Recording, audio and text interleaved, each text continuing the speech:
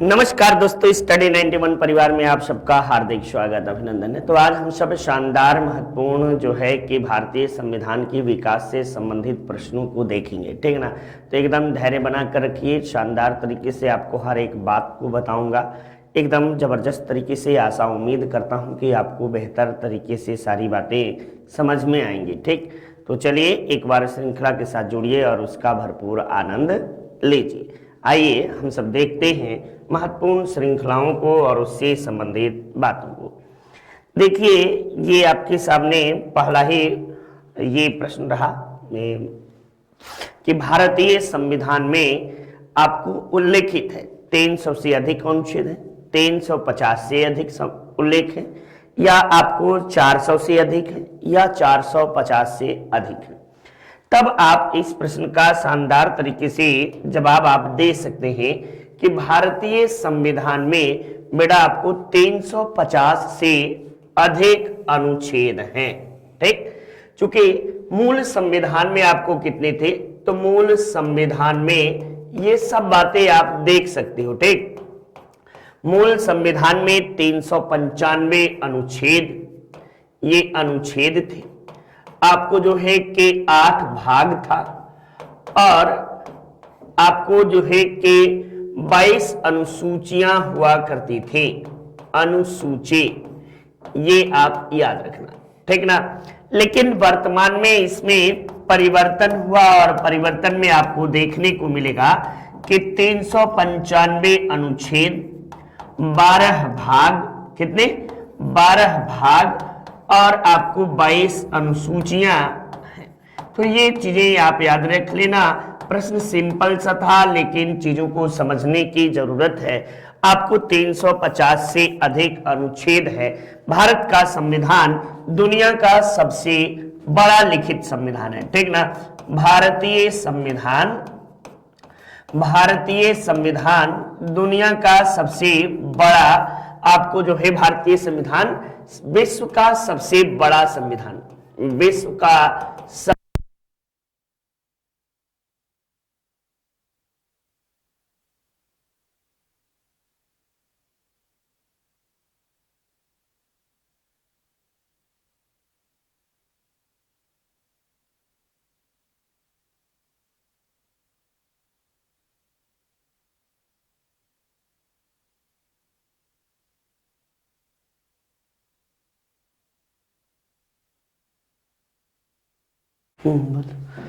देखो अगले प्रश्न में कि भारतीय संसद के ऊपरी सदन को क्या कहा जाता है। बड़ा ही अद्भुत सा शानदार सा प्रश्न है कि भारतीय संसद को क्या कहते हैं, ठीक। तो ये आप सबको पता है कि संसद जो है इसका उल्लेख किसमें है, तो 79 आर्टिकल में संसद का उल्लेख किया गया है। संसद 3 सदनों से मिलकर यानी 3 लोगों से मिलकर बनता है सदन। आपको जो है एक राज्यसभा, एक हुआ, दूसरा आपको जो है लोकसभा, किसका लोकसभा, ये 2 हुआ, और तीसरा आपको जो है राष्ट्रपति। इन तीनों से मिलकर इसका निर्माण हुआ है। अब देखो राज्यसभा जो है इसका उल्लेख अनुच्छेद कितने में किया गया है, तो अनुच्छेद 80 में राज्यसभा का किया गया है और आपको अनुच्छेद 81 में लोकसभा का किया गया है। राज्यसभा जो है ये आप याद रखना, ठीक ना। ये आप याद रखिएगा कि इसे उच्च सदन या बौद्धिक सदन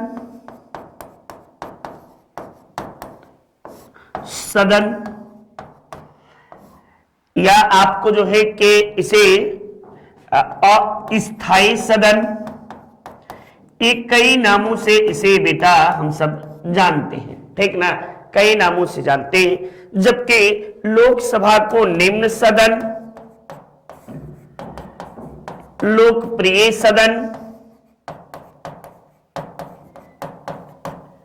जनता का सदन,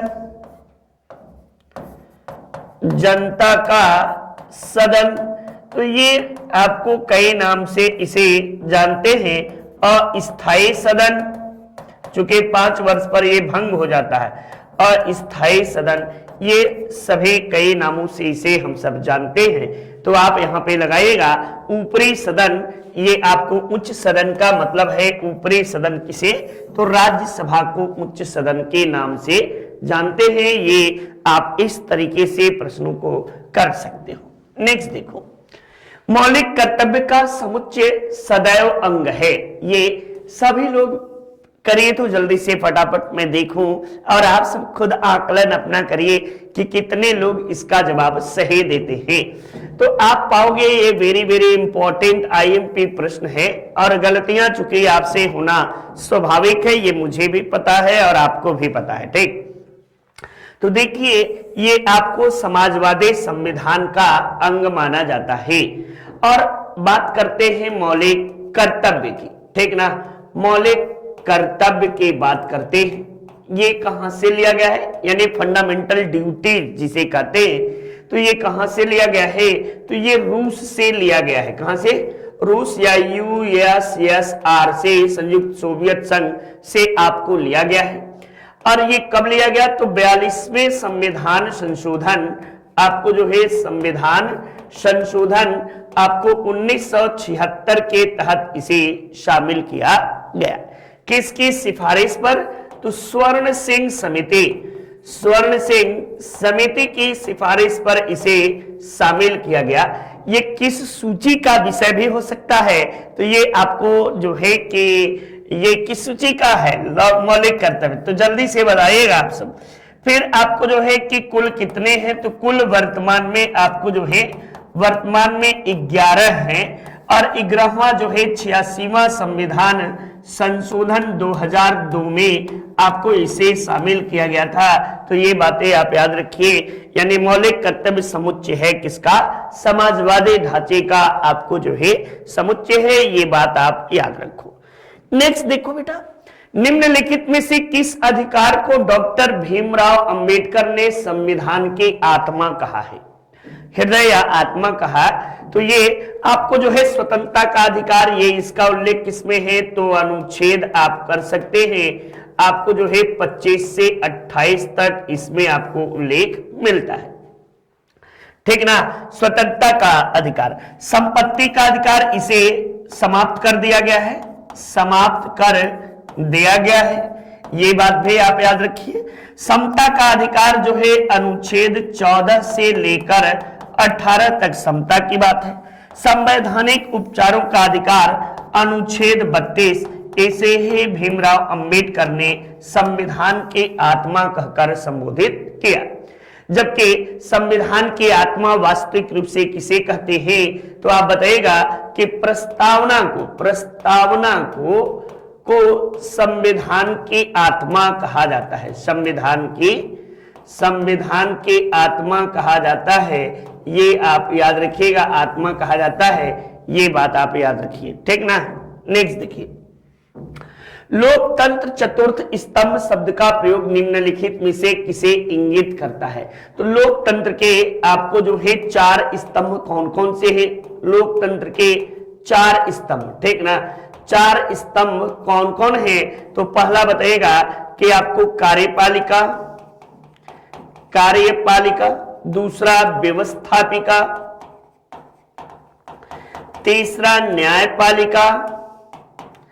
न्यायपालिका और चौथा जो है आपको जो है प्रेस, ये याद रखिएगा, प्रेस या समाचार पत्र जो है यही आपको जो है चौथा लोकतंत्र का आधार स्तंभ माना जाता है। प्रेस को लोकतंत्र का चौथा आधार स्तंभ कहते हैं। नेक्स्ट, ये शानदार तरीके से आपको जो है हमारी संस्था की ओर से किताबें लिखी गई हैं, अपने हिंदी जबरदस्त तरीके से आप इसे परचेज कर सकते हैं, मात्र 299 रुपए में ये आपको मिलेगी। वही वीडियो की शानदार श्रृंखला आपको मिलेगी, ये भी आपको 199 रुपए में, इसके साथ ही इसमें प्रैक्टिस सेट फ्री में मिलेगा, फ्री प्रैक्टिस सेट भी आपको जो है यहाँ मिलने वाला है। पेट कम्बो 350 रुपए में आपको जो है ये इसके साथ प्रैक्टिस सेट भी है, वहीं पे इसमें प्रैक्टिस सेट नहीं है। RO की बुक 175 रुपए में, ये बात भी आप याद रखिए। ये हिंदी की बुक है, किसकी? हिंदी की बुक है, ये आप याद रखो, हिंदी की शानदार बुक मिलेगी RO की, आप इसे परचेज कर सकते हैं और पढ़ सकते हैं। ठीक, नेक्स्ट लेखपाल कम्बो बुक, ये 300 रुपए में लेखपाल के कम्बो बुक मिलेगी आप सबके लिए, आप इसे परचेज करिए और पढ़िए। भारतीय संघ की कार्यपालिका शक्ति निहित होती है। ये कार्यपालिका शक्ति किसमें निहित होती है? संसद में, प्रधानमंत्री में, राष्ट्रपति में या मंत्रिमंडल में? तो सभी लोग शानदार जवाब दे रहे हैं आप सब, ठीक ना? आप सब इसी तरह देते रहिए। राष्ट्रपति में आपको जो है कार्यपालिका शक्ति निहित है। अनुच्छेद आपको 53 के तहत राष्ट्रपति जो होता है संघ की कार्यपालिका का प्रमुख होता है। क्या होता है? संघ के कार्यपालिका का प्रमुख होता है। और यह कार्य जो है स्वयं अथवा अपने अधीनस्थ अधिकारियों के माध्यम से करता है।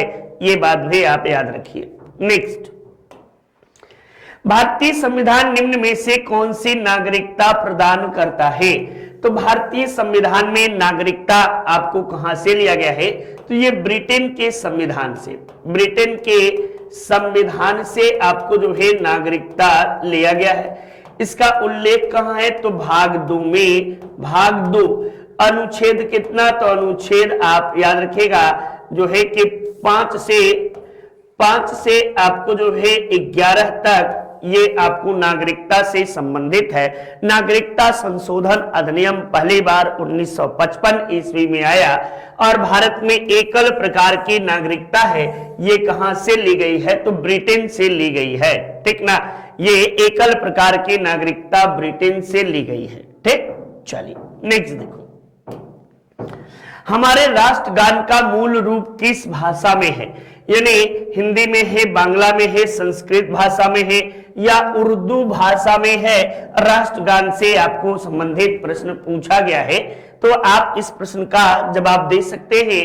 ये किस भाषा में आपको राष्ट्रगान किया गया है? देखें जरा सा कितने लोग इस प्रश्न का सही आप में से जवाब दे पाते हैं।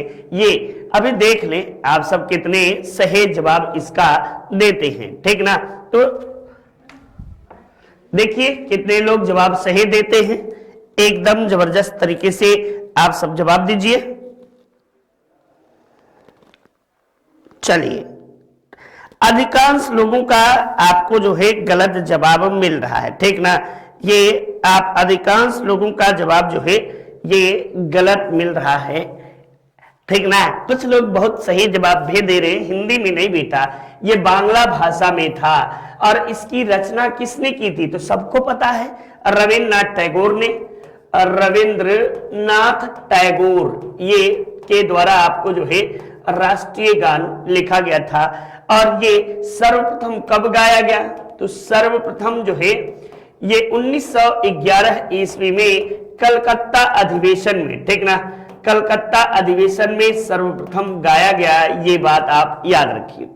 रविन्द्रनाथ टैगोर जो है विश्व के इकलौते ऐसे व्यक्ति हैं जिन्होंने 2 देशों के राष्ट्रगान लिखे। 2 देशों के राष्ट्रगान लिखे हैं। एक भारत, पहला भारत और दूसरा बांग्लादेश, ठीक ना? बांग्लादेश, ये विश्व के इकलौते ऐसे व्यक्ति हैं रविन्द्रनाथ टैगोर ने, ठीक ना? ये आप याद रखिए, इकलौते ऐसे व्यक्ति हैं। आपको जो है अब पूछेगा कि संविधान सभा द्वारा इसे कब अपनाया गया, तो बताइएगा कि इसे जो है 24 जनवरी 1950 को संविधान सभा द्वारा अंगीकृत किया गया। तो ये बात भी आप याद रखिए, 24 जनवरी 1950। भारतीय ध्वज में चक्र किसका प्रतीक है? स्वतंत्रता का, न्याय का, समानता का या भाईचारे का? कहता है यह चक्र हमारा कदम कभी न रुकेगा, ठीक ना? ये आपको किसका प्रतीक है, यही प्रश्न है। आपको जो है कि जल्दी से इस प्रश्न का जवाब दे दीजिएगा तो ज्यादा अच्छा होगा, आप सब यदि शानदार तरीके से जवाब दे देते हैं तो। ठीक, तो ये आपको जो है किसका प्रतीक है, तो न्याय का प्रतीक आपको माना जाता है।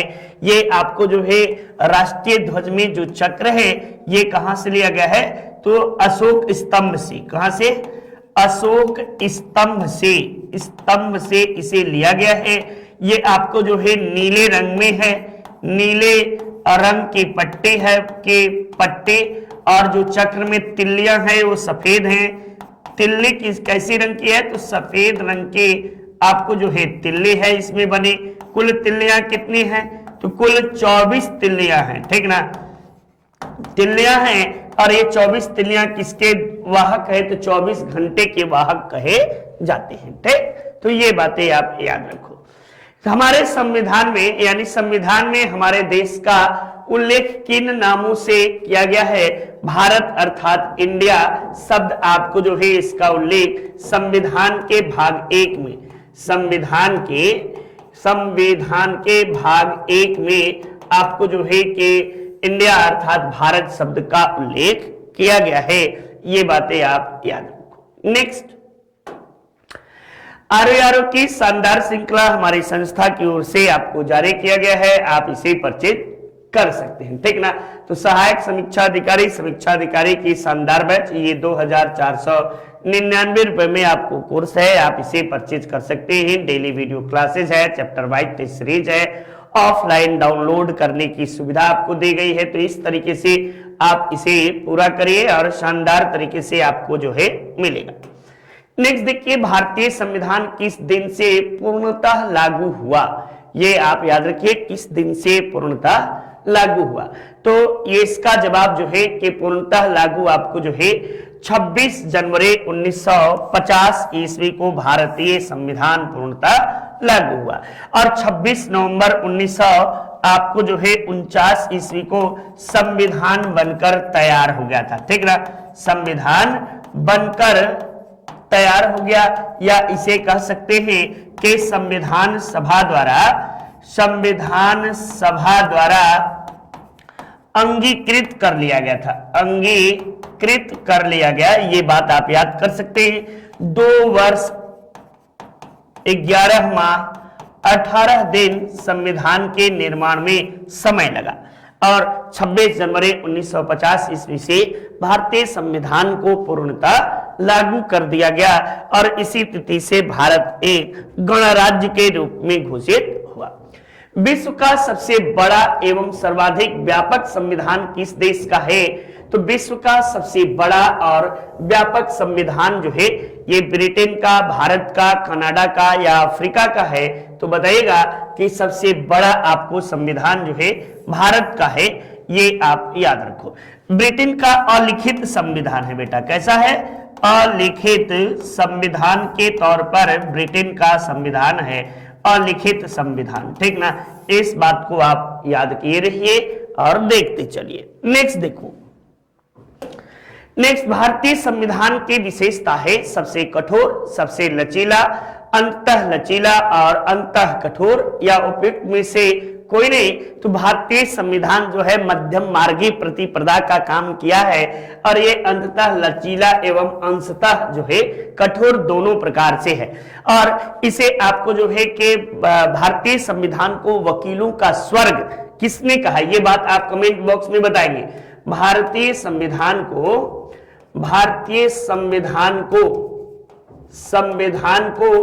वकीलों का स्वर्ग किसने कहा, स्वर्ग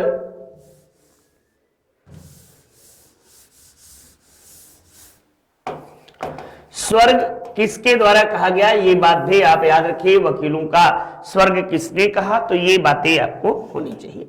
नेक्स्ट देखिए, लिखित संविधान के अवधारणा का उल्लेख सर्वप्रथम किस देश में किया गया, तो दुनिया का सबसे पहला लिखित संविधान जो है ये आपको संयुक्त राज्य अमेरिका का संविधान जो है दुनिया का पहला लिखित संविधान के रूप में इसे हम सब जानते हैं।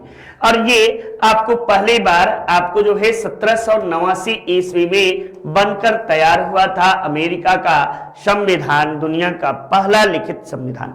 वैसे इतिहास की दृष्टि से देखेंगे तो 1789 की में विश्व के मानस पटल पर दो घटनाओं का प्रादुर्भाव हुआ।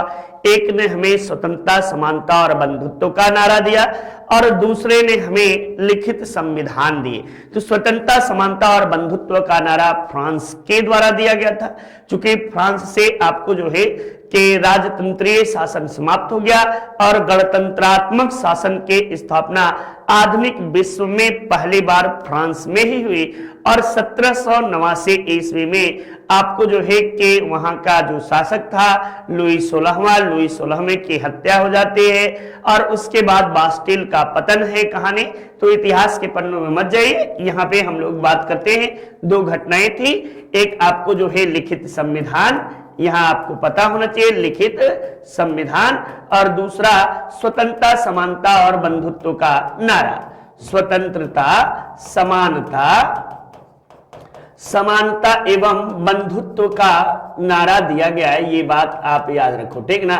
तो ये पूरी बातें हुई। नेक्स्ट, भारत एक गणतंत्र है, इसका तात्पर्य क्या है? तो देखो बेटा, तीन चीजें होती हैं। एक लोकतंत्र होता है, लोकतंत्र, इस एक आपको गणतंत्र और एक राजतंत्र, ठीक ना। राजतंत्र और राजतंत्र में भी आपको जो है कि तानाशाही होता है और एक होता है संप्रभु की बातें करता है, ठीक ना। तो ये लोकतंत्र में जनता सीधे भाग लेती है, सीधी जनता सीधे भाग लेती है, ये बात भाग लेती है, ठीक ना, लेती है, ये याद रखना। और गणतंत्र में जनता के चुने गए प्रतिनिधि भाग लेते हैं, जनता के चुने गए प्रतिनिधि द्वारा चुनाव किया जाता है, चुनाव किया जाता है। और ये जो होता है राजतंत्र, ये वंशानुगत होता है, ये, ठीक ना। तो इसमें इसके तहत क्या आते हैं? प्रधानमंत्री, पीएम जो होते हैं इसी के अंतर्गत होते हैं, और राष्ट्रपति जो होते हैं ये आपको इसी के अंतर्गत होते हैं। तो लोक गणतंत्र जो है विश्व में पहला गणतंत्र कहां? तो फ्रांस में, आधुनिक विश्व में फ्रांस में पहली बार। और दुनिया का सबसे प्राचीनतम गणतंत्रीय शासन व्यवस्था लिच्छवी में देखने को मिलता है।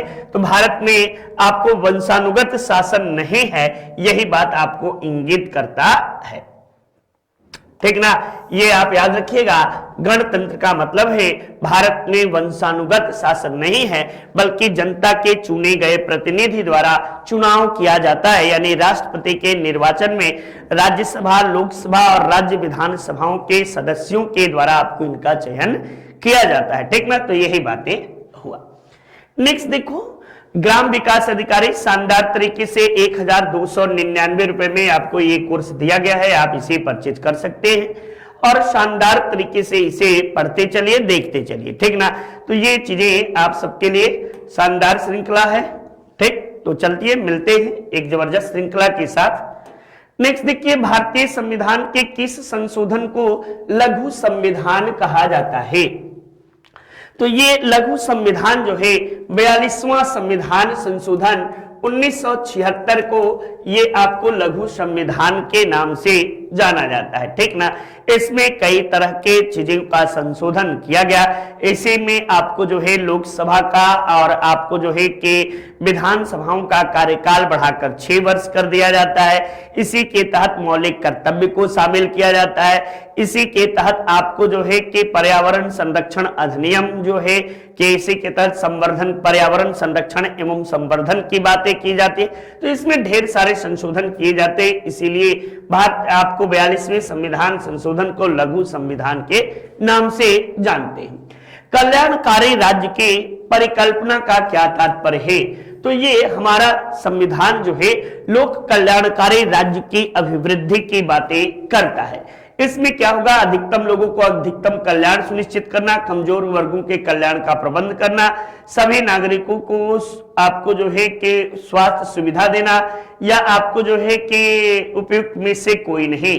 तो देख बेटा, इसका जवाब थोड़ा सा कठिन है, आप सब गलतियां नहीं करिएगा, लेकिन इसका जवाब जो होगा वो याद रखना कि कमजोर वर्गों के कल्याण का प्रबंधन करना ही लोक कल्याणकारी राज्य के अभिवृद्धि करना होता है। और ये आपको सरकार जो है कि राज्य के नीति निर्देशक तत्व और संविधान की उद्देशिका, इन दोनों का मुख्य उद्देश्य है लोक कल्याणकारी राज्य के अभिवृद्धि करना। ये बातें भी आप सबको पता होना चाहिए, ठीक ना। तो चलिए एकदम शानदार तरीके से अगली महत्वपूर्ण बातों को देखते हैं। भारतीय संविधान नागरिकता प्रदान करता है।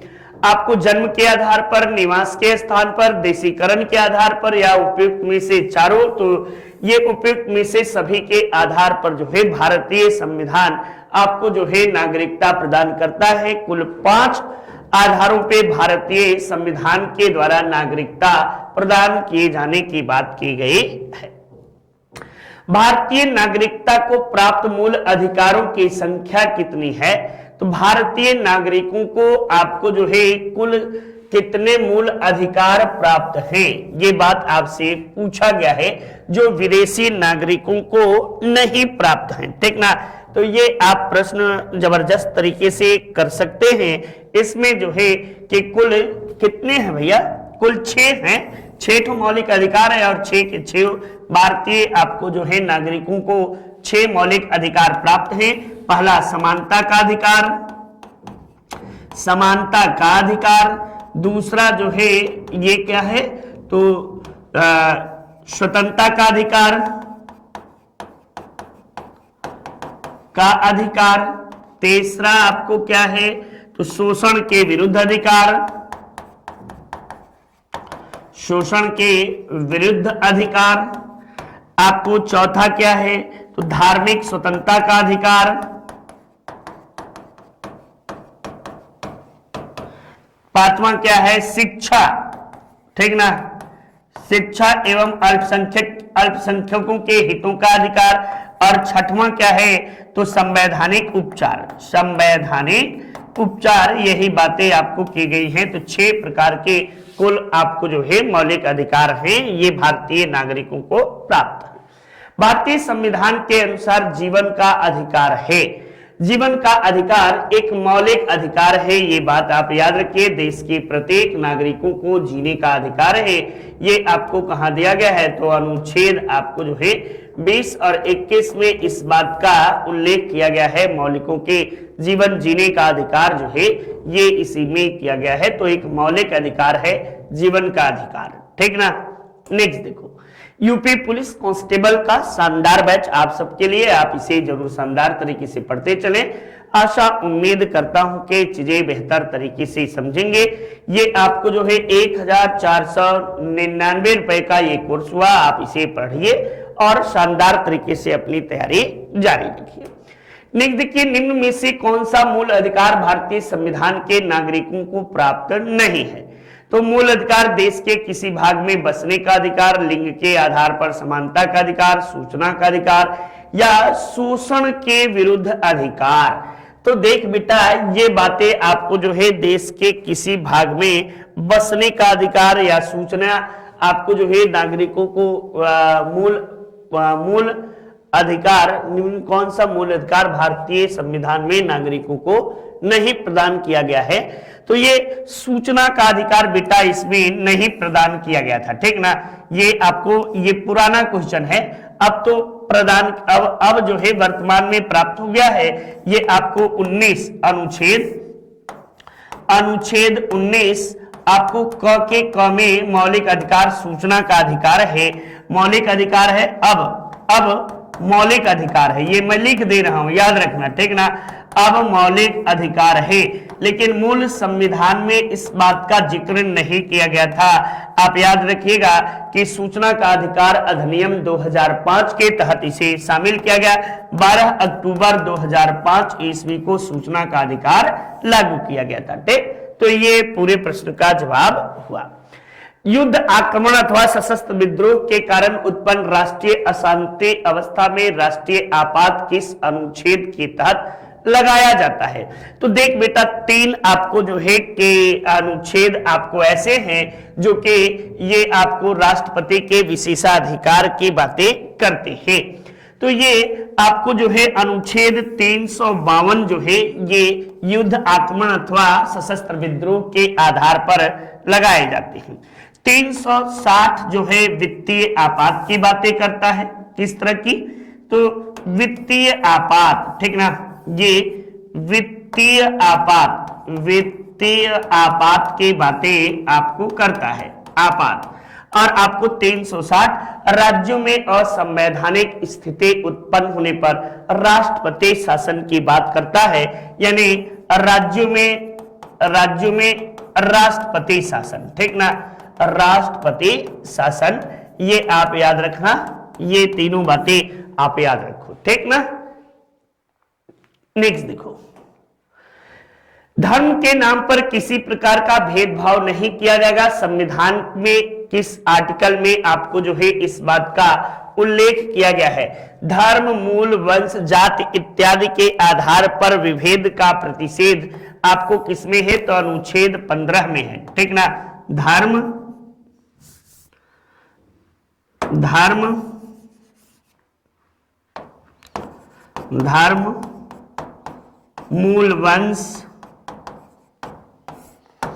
मूल वंश, जाति, लिंग, भाषा आदि के आधार पर विभेद का प्रतिषेध, ठीक ना, विभेद का प्रतिषेध की बातें करता है, प्रतिषेध की बातें करता है। तो ये बात आप याद रखिए, यहां पे चीजें हैं। नेक्स्ट देखो, वित्तीय आपात किस अनुच्छेद के तहत लगाया जाता है? तो वित्तीय आपात अनुच्छेद 360 के तहत लगाया जाता है। यह आपको यूएसए के संविधान से लिया गया है। कहां से? यूएसए के संविधान से इसे लिया गया है। और अनुच्छेद जो है 352 में ये आपको जो है कि युद्ध अशांति के आधार पर राष्ट्रपति शासन। अनुच्छेद 367 संविधान संशोधन की बात करता है, संविधान संशोधन की बात करता है, इसी में है। अब तक एक बार भी नहीं लगा है, ठीक ना, अब तक एक बार भी नहीं लगा है, ये बात आप नहीं लगा है, ये बात आप याद रखिए शानदार तरीके से। नेक्स्ट देखिए, हिंदी इंडिविजुअल शानदार तरीके से नितिन सर के द्वारा आपको पढ़ाया गया है, आप इसे परचेज कर सकते हैं। मात्र 999 रुपए में ये कोर्स आपको उपलब्ध है। देखिए, अनुच्छेद 356 वर्णन करता है। तो अनुच्छेद 356 में आपको जो है कि राज्यों में आपातकाल का वर्णन किया गया है, ठीक ना। राज्यों में ये राष्ट्रीय आपात किसमें? तो अनुच्छेद 352 में, वित्तीय आपात 360 में। तो ये आप याद रखिए, राज्यों में राज्यपाल के द्वारा राष्ट्रपति शासन की बात की गई है, यानी जब राज्यों में असंवैधानिक स्थिति उत्पन्न हो जाए तो ऐसे स्थिति में आपको जो है राज्यपाल के द्वारा राष्ट्रपति के आदेशानुसार जो है कि राष्ट्रपति शासन लागू कर दिया जाता है। नेक्स्ट देखिए, भारतीय संविधान के किस भाग में आपको मौलिक अधिकार की बातें की गई है? भाग 6 में आपको राज्य का उल्लेख है। भाग 5 में संघ की बातें की गई हैं। भाग 3 में आपको जो है कि यही मौलिक अधिकार की बात है, मौलिक अधिकार, ठीक ना। और भाग 4 में बेटा जो है ये राज्य के नीति निदेशक तत्व, राज्य के नीति निदेशक तत्व की बातें की गई हैं। तो भाग 3 को लगाइएगा, ये बिल्कुल सही आपका होगा, गलत नहीं होगा। नेक्स्ट देखो, ये भारतीय राजनीतिक व्यवस्था में सर्वोच्च कौन है? तो भारतीय राजनीतिक व्यवस्था में आपको सर्वोच्च न्यायालय, संविधान, संसद या आपको धर्म ये बड़ा ही कठिन और जटिल सा प्रश्न है, लेकिन आप इसे एकदम शानदार तरीके से जवाब दे सकते हैं, क्योंकि आपको जो है संविधान से ऊपर कोई भी व्यक्ति नहीं है, ठीक ना। तो ऐसी स्थिति में भारतीय संविधान सर्वोच्च है, और भारतीय संविधान किसके द्वारा निर्मित है, तो लोगों के द्वारा। हम भारत के लोग, यानी आपको जो है भारत में लोकतंत्र किसमें बसती है, तो वहां के जनता जनार्दन में निवास करती है। निम्न में से कौन एक भारत के संविधान का संघीय लक्षण नहीं है? लिखित संविधान, स्वतंत्र न्यायपालिका, कठोर संविधान या दोहरी नागरिकता। ये दोहरी नागरिकता नहीं है, भारत में एकल प्रकार की नागरिकता है। एकल प्रकार की नागरिकता आपको बात की गई है, ठीक ना। नागरिकता, दोहरी नागरिकता कहां है, तो यूएसए में, स्विट्जरलैंड में, ठीक ना। स्विट्जरलैंड में आपको दोहरे प्रकार की नागरिकता की बात की गई है, लेकिन भारत में एकल प्रकार की नागरिकता है, जो ब्रिटेन के संविधान से लिया गया है। ये यूजीसी नेट शानदार तरीके से हमारी संस्था के द्वारा इसे पढ़ाया गया है। आप इसे परचेज कर सकते हैं और पढ़ सकते हैं। तो शानदार तरीके से श्रृंखला के साथ बने रहिए, जुड़ते रहिए, और इसी तरह अपनी तैयारी भी आप जारी रखें। उम्मीद करता हूं कि चीजें बेहतर होंगी। मतदान करने की उम्र 21 से घटाकर आपको जो है 18 वर्ष कर दिया गया। ये आपको जो है किसके तहत, तो आप बताइएगा कि वर्ष 1989 में, ये 89 दो बार हो गया है बेटा, तो एक को कर लो 99, ठीक ना।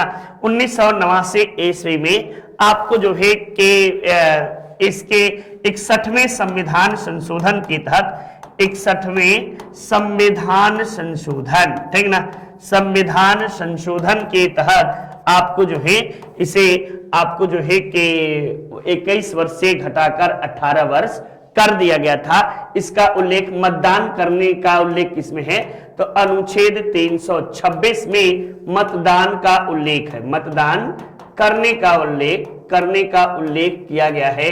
तो ये बातें भी आप याद रखो एकदम। नेक्स्ट, निम्न में से कौन सा भारतीय संविधान की विशेषता नहीं है, तो द्विसदनीय विधानमंडल है, अखिल भारतीय सेवाएं है, एकीकृत न्यायपालिका है, दोहरी प्रकार की नागरिकता की बात नहीं की गई है। भारत में एकल प्रकार की नागरिकता है, और यह नागरिकता ब्रिटेन के संविधान से लिया गया है, ठीक। नेक्स्ट, ये नितिन सर के हैंड रिटेन नोट्स हैं। ये वही नोट्स हैं जो नितिन सर ने शानदार तरीके से आपको यूट्यूब पे पढ़ाया है, ठीक ना। ये बेटा पीडीएफ फॉर्म में है। कैसे है, पीडीएफ फॉर्म में है। ये आप नोटबुक के रूप में नहीं बल्कि पीडीएफ के रूप में है। आप इसे परचेज कर सकते हैं और शानदार तरीके से परचेज करिएगा। तो चलिए आज की श्रृंखला यहीं तक। नमस्कार, जय हिंद, जय भारत, वंदे मातरम।